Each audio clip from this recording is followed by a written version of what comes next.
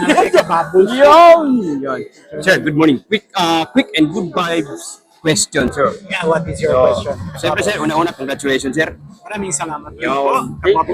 Thank you very much, sir. Ano yung mga hindi nyo nakakalimutan bilang isang PNP? Siyempre, nung ma-meet kita, Sir, very quick. siyempre yung mga magagaling nating mga officers, yung turo sa atin, kailangan talaga pakinggan mo mga guidance nila kasi doon talaga nanggagaling ang turo pag yung mga lesson to learn sa guidance. Dapat doon tayo mag-focus. Usually nangyayari yan sa mga end of mga meetings, presentation, kasi yun ang assessment. Yun, sir. Sir, ano pa yung isang mensahe natin para sa ating sa PNP na susunod na magre-retiro?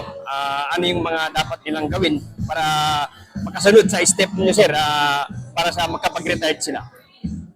So, pag malapit ka na mag-retire, end of your service, dapat doon mo talaga papakita yung pinaka-the best na gawain mo.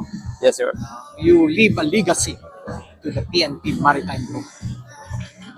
Hindi ka tumitingin sa akin, tumitingin ka sa sir. So, sir, siyempre, sir, nag-retire na tayo. Ano ba yung mga susunod na plano ni sir after po dito? secret yan. Kasi baka mamaya bigyan mo pa ako ng tasking. Yes, sir. Okay. So, sasabihin ko na lang sa iyo pag natapos na, nagawa. Yun, sir, last message para sa ating PNP Maritime Group.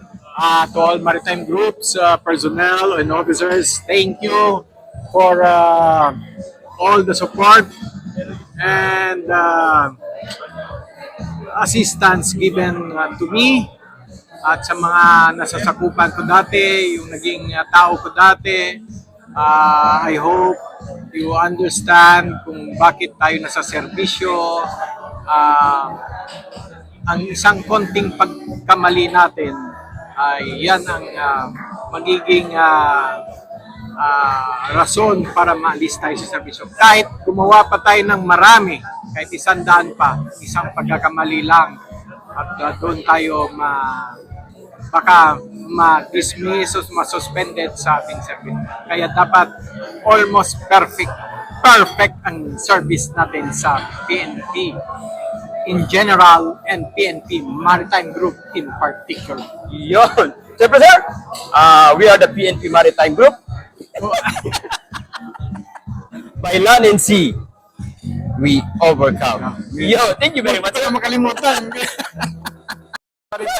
Yes, sir.